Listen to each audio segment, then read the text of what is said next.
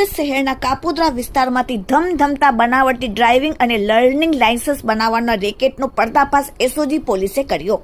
Surat police commissioner Anupamsinh ગેહલોતના આદેશ મુજબ સમગ્ર સુરત શહેરમાંથી બોગસ ડોક્યુમેન્ટ બનાવી આપતા ઇસમોને શોધી કાઢવા માટે કડક કાર્યવાહી કરવા માટે એસઓજીને સૂચના આપેલ, જેને આધારે એસઓજીના પોલીસના માણસો વર્કઆઉટમાં હતા। તે દરમિયાન એએસઆઈ યુવરાજસિંહ તથા અહેકો જીતેન્દ્રને બનાવટી લર્નિંગ ડ્રાઇવિંગ લાયસન્સ બનાવી આપતી ચાંડાળ ટોળકી બાબતે માહિતી મળતા ટોળકી ચાલાક અને હોશિયાર હતી, તેથી આસાનીથી પકડમાં આવે તેમ નહોતી।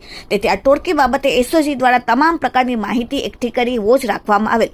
તે દરમિયાન આ ટોળકી કાપોદ્રા મનસુખનગર હરપતિવાસ રાસ ગાર્ડન રોડ ખાતે ભેગી થયેલી હોવાનું જાણ મળતા તાત્કાલિક એસઓજી પોલીસે રેડ પાડીને આરોપી 1 પ્રજેશ ઉર્ફે રઘુ જગદીશભાઈ મારિયા, રહેવાસી સાગર રો હાઉસ લજામડી ચોક પાસે મોટા વરાછા ઉત્તરાયણ, આરોપી 2 ધર્મેન્દ્ર ઉર્ફે ધર્મેશ શેખડિયા, રહેવાસી તાપી દર્શન સોસાયટી વિભાગ 2 નાના વરાછા કાપોદ્રા, 3 પ્રફુલ્લ ઉર્ફે આરટીઓ વિપુલ પટેલ, રવજીભાઈ ગજેરા, રહેવાસી શ્રીજી કોમ્પ્લેક્સ દાદા ભગવાનના મંદિર પાસે નનસાડ રોડ તાલુકો કામરેજ, 4 રવિ જેઠાભાઈ ગાંગડિયા, શિવ દર્શન સોસાયટી વિભાગ 3 યોગી ચોક પાસે કાપોદ્રા સુરતવાળાને પોલીસે ઝડપીને તેમની પાસેથી 4 મોબાઈલ ફોન, અલગ અલગ 13 જેટલી વ્યક્તિઓના બનાવટી લર્નિંગ લાયસન્સ થઈને કુલ 30,000 રૂપિયાનો મુદ્દામાલ એસઓજી પોલીસે જપ્ત કર્યો। આરોપીની પૂછપરછ દરમિયાન જાણવા મળેલ કે તેઓ અલગ અલગ વોટ્સઅપ ગ્રુપમાંથી અલગ અલગ મોબાઈલ નંબરો મેળવીને ફોન કરીને ડ્રાઇવિંગ લાયસન્સ બનાવતા ઈચ્છુક વ્યક્તિને પોતે આરટીઓ એજન્ટ તરીકે કામ કરતા હોવાની ઓળખ આપી તેમની પાસેથી એક ડ્રાઇવિંગ લાયસન્સ બનાવવાના રૂપિયા 7,000 થી 10,000 જેટલી રકમ નક્કી કરીને તે વ્યક્તિના જરૂરી ડોક્યુમેન્ટ તથા પૈસા ઓનલાઈન મેળવી આરટીઓની પરિવહન એપ્લિકેશન લાયસન્સ અંગેનું ઓનલાઈન ફોર્મ ભરતા, પરંતુ તેની ફી તથા ડોક્યુમેન્ટ અપલોડ નહીં કરી અધૂરું ઓનલાઈન ફોર્મ ભરી આરોપીઓ પોતાના મોબાઈલ ફોનમાં WPS એપ્લિકેશન મારફતે એડિટિંગ કરીને તે વ્યક્તિનું બનાવટી અથવા તો નકલી લર્નિંગ અથવા ડ્રાઇવિંગ લાયસન્સ બનાવીને લાયસન્સ ઈચ્છુક વ્યક્તિને મોકલી આપતા હતા। આ પ્રવૃત્તિ છેલ્લા 6 મહિનાથી તેઓ આચરતા હતા।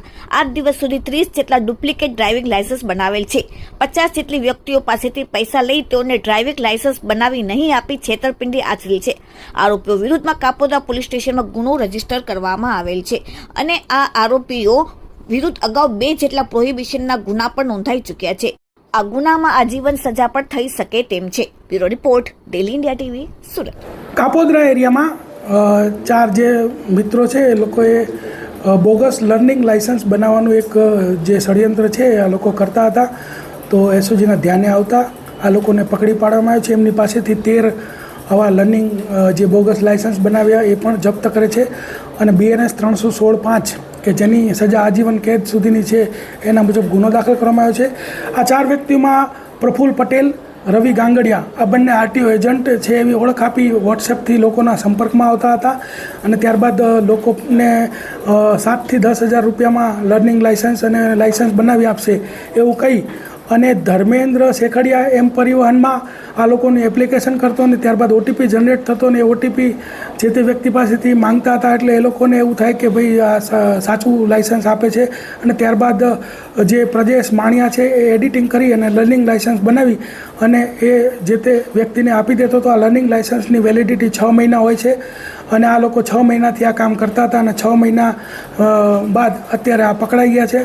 અત્યાર સુધી લગભગ 50થી વધારે લોકો આના ભોગ બન્યા છે અને 7,000 થી 10,000 રૂપિયામાં કામ કરતા હતા અને આ લોકો વિરુદ્ધમાં જે છે એ એસઓજીએ ધોરણસર કાર્યવાહી કરેલ છે।